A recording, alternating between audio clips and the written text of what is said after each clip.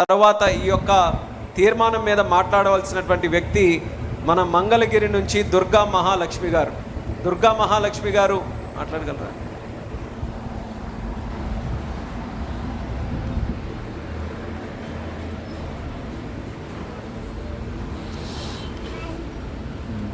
అందరికీ నమస్కారం అండి. నా పేరు దుర్గా మహాలక్ష్మి. నేను మంగళగిరి కొప్పరావు కాలనీ నుంచి వస్తున్నాను. మాది మొదటి నుంచి చేనేత పరిశ్రమలో ఉన్నామండి. అయితే మా మామయ్య గారు 150 మగ్గాల దాకా నేయించేవారు ఒకప్పుడు. ఆ తర్వాత పవర్లూమ్ మగ్గాలు పెరగటం వల్ల, హ్యాండ్లూమ్ తగ్గిపోవటం వల్ల మేము చాలా ఇబ్బందులు పడ్డామండి. నా భర్త ఏమో ఆర్గానిక్ ఫుడ్ ప్రొడక్ట్స్ బిజినెస్లో ఉన్నారు. మా 2 బిజినెస్లు చాలా నష్టకాలంలో ఉన్నప్పుడు నేను కూడా ఏదైనా చేయాలి, నేను నా కుటుంబానికి అండగా నిలబడాలి అని ఆలోచిస్తున్న సమయంలో నా భర్త ఎక్కువగా ఆర్గానిక్ ఫుడ్ ప్రొడక్ట్స్ బిజినెస్లో ఉండటం వల్ల కొన్ని వీడియోస్ ఎప్పుడూ అవగాహన కోసం నాకు చూపిస్తూ ఉండేవాళ్ళండి. ఆ సమయంలో నేను ఫుడ్లో ఉన్న కెమికల్స్ గురించి, అలాగే మనం డైలీ యూజ్ చేస్తున్న సోప్స్లో ఉండే కెమికల్స్, జంతువుల వ్యర్థాలు దాంట్లో కలవటం అనే విషయం గురించి తెలుసుకున్నాను. మనం దీన్ని ఎందుకు మనం వ్యాపారంగా చేయకూడదు అనే ఒక ఆలోచన వచ్చిందండి. నా భర్తతో చెప్పడం జరిగింది. తప్పకుండా చేయొచ్చు, ఇది ఒక మంచి ఆలోచన అన్నారు. నా కుటుంబంతో చెప్పడం జరిగింది. చెప్పాను కానీ నా కుటుంబం, అమ్మ నీకు మేము సపోర్ట్ అయితే చేయగలం, నీ ఆలోచన అయితే బాగుంది, కానీ మేము పెట్టుబడులు పెట్టే పరిస్థితుల్లో మన కుటుంబం ఇప్పుడు లేదు, నీకు తెలుసు కదా. ఇప్పటికే 1.5 కోటి దాకా నష్టపోయి ఉన్నాము, మా ఆస్తులు అమ్ముకొని ఉన్నాము. నీకు సహాయంగా ఉండగలం కానీ పెట్టుబడులు పెట్టలేము, నీ వెనక ఉంటాము అని అన్నారు. ఆ మాటకి నేను ఏదైనా చేయాలి అనుకున్నప్పుడు నాకు ఒక సపోర్ట్ లేకపోయింది. అలాంటి టైంలో నేను డ్వాక్రాలో ఉన్నానండి. డ్వాక్రా నుంచి వచ్చిన లోన్ డబ్బులతో కొంత పెట్టుబడి పెట్టుకొని నేను ట్రైనింగ్ సెక్షన్కి పాల్గొనడం జరిగింది. ట్రైనింగ్స్కి వెళ్తున్నాను, కానీ ట్రైనింగ్స్ అయితే తీసుకున్నాను కానీ ఎలాంటి సపోర్ట్ కానీ, అంతకుముందు ఏ గవర్నమెంట్లో ఎటువంటి అవకాశాలు ఉన్నదో కూడా మాకు తెలియదు కూడా నిజానికి.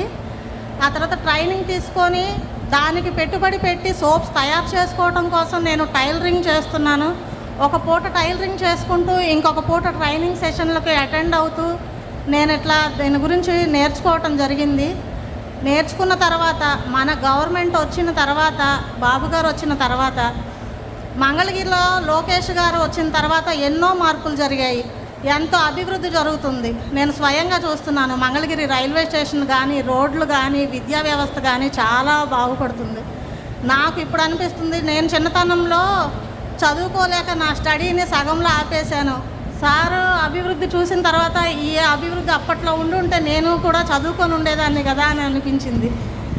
కానీ ఇప్పుడు ఉన్న నా అవకాశం నాకు బిజినెస్ గురించి ఏ అవగాహన లేని సమయంలో నేను లోకేష్ గారు మీటింగ్స్కి, చంద్రబాబు గారి మీటింగ్స్ వింటూ ఉంటానండి.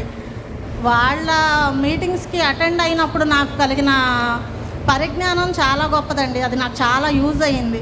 అలాగే మంగళగిరిలో అక్కడక్కడ మీటింగ్స్ పెట్టి బ్యాంక్ లోన్స్ గురించి, ఇంకా దాని నుంచి మనం ఎలా పొందొచ్చు దాని ప్రాసెస్ గురించి ఒకరోజు చెప్పడం జరిగిందండి. సివిల్ స్కోర్ గురించి తెలుసుకోవటం, ఇలాంటి అవేర్నెస్ క్యాంపులు పెట్టడం జరిగింది లోకేష్ గారు.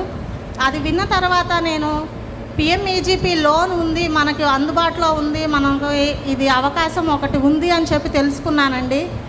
ఆ తర్వాత ఆ లోన్ కోసం పార్టీ ఆఫీస్కి కూడా రావటం జరిగింది.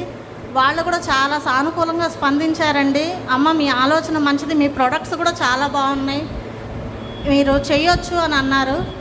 నేను ఇక్కడ ఇప్పుడు ఇలా నించొని మాట్లాడే దానికంటే వెనక పడిన స్ట్రగుల్స్ చాలా ఉన్నాయండి. నేను ఈ సోప్స్ తయారు చేసే సమయంలో కూడా చుట్టుపక్కల వాళ్ళ నుంచి ఎన్నో ఎగతాళి, ఎక్కిరింపులు. ఆ డ్వాక్రా డబ్బులు వస్తే వీటిలో సోప్స్ అని ఇలా వేస్ట్ చేసుకునే బదులు నీ కుటుంబం చాలా ఇబ్బందుల్లో ఉంది కదా, అప్పులు తీర్చుకోవచ్చు కదా, ఇలా వేస్ట్ చేస్తున్నావు, లేకపోతే ఆడదానివి నువ్వు సోప్స్ తయారు చేసి నువ్వేమన్నా ఫారెన్ పంపిస్తావా, ఇలాంటి ఎన్నో మాటలను ఎదుర్కొన్నానండి. అయినా కానీ ఒకరోజు భువనేశ్వరి గారు స్పీచ్ విన్నానండి నేను. అమ్మ పని పాట లేని వాళ్ళు ఎన్నో అంటూ ఉంటారు, అవన్నీ పట్టించుకోకూడదు, ఉమెన్స్ చాలా స్ట్రాంగ్గా ఉండాలని చెప్పి ఒకరోజు ఆవిడ స్పీచ్ విన్నాను. అది నాకు జ్ఞాపకం వచ్చిందండి. ఆ టైంలో నాకు చాలా ధైర్యాన్ని ఇచ్చింది. వాళ్ళ ఫ్యామిలీ నుంచి ఇద్దరు ఉమెన్స్ ఎంటర్ప్రీనియర్గా ఉన్నప్పుడు మనం ఎందుకు వెళ్ళలేము? సార్ ఉన్నారు మనకు అండగా. ఇప్పుడు ఎన్నో పథకాలు ఉన్నాయని చెప్పి నేను తెలుసుకొని ముందుకు నడుస్తున్నాను. ఇప్పుడు 5గురితో ఉన్నామండి. మా ద హెర్బల్ కాన్సెప్ట్ అనే ఒక బ్రాండ్ని క్రియేట్ చేసుకున్నాము. హెర్బల్ ప్రొడక్ట్స్ని తయారు చేస్తున్నాము. సోప్స్, షాంపూస్ వంటి ఒక 20 రకాల ప్రొడక్ట్స్ తయారు చేస్తున్నాము. ఒకప్పుడు నన్నే హేళనగా మాట్లాడిన వాళ్ళు ఇప్పుడు మీ ప్రొడక్ట్స్ చాలా బాగున్నాయి, మాకు కూడా ఏదైనా ఒక ఉపాధి కల్పించండి అని అడుగుతున్నారు. దానికోసం లోన్ ప్రాసెస్లో ఉంది సార్. ఈ లోన్ అయిన తర్వాత మేము ఒక యూనిట్ పెట్టుకొని ఇంకో 10 మంది మహిళలకి ఉపాధి కల్పించేలాగా ఈరోజు ముందుకు వెళుతున్నాము. ఈ అవకాశాన్ని నాకు ఇచ్చినందుకు పెద్దలందరికీ నమస్కారం. అలాగే మొన్న 2 రోజుల క్రితం విజయవాడలో ఒక మీటింగ్ జరిగింది సార్. నేను అటెండ్ అయ్యాను ఎంఎస్ఎంఈ మీటింగ్కి. దాంట్లో మీరు ఇంకో కొత్త విషయాన్ని చెప్పడం జరిగింది. ఎంఎస్ఎంఈ పార్క్స్ అని చెప్పి మా ల్యాండ్స్ ఇస్తున్నారని తెలిసింది. మేము యూనిట్ పెట్టుకోవడానికి ఆ ప్రయత్నంలో ఉన్నాం సార్. ఇప్పుడు అది కూడా ఒక కొత్త విషయం తెలుసుకొని దాని ద్వారా కూడా మేము లబ్ధి పొందడానికి ప్రయత్నం చేస్తున్నాము. మీ సహాయంతో, మీ అండతో, మీ గవర్నమెంట్ ఉన్న అండతో మేము కూడా ఒక ఉమెన్ ఎంటర్ప్రీనియర్గా ఎదిగి నేను ఒక 10 మంది మహిళల్ని ఇంకా ట్రైనింగ్లు కూడా ఇచ్చి నేను ఒక కంపెనీని ముందుకు తీసుకెళ్ళడానికి ప్రయత్నిస్తున్నాను. దానికి మీ సహకారం తప్పకుండా ఉంటుందని కోరుకుంటున్నాను సార్. నమస్కారం. ధన్యవాదాలమ్మా. ఇప్పుడు ఇదే అంశాన్ని బలపరచడానికి కోసరాజు శైలజ గారిని వేదిక మీదకు ఆహ్వానిస్తున్నాం.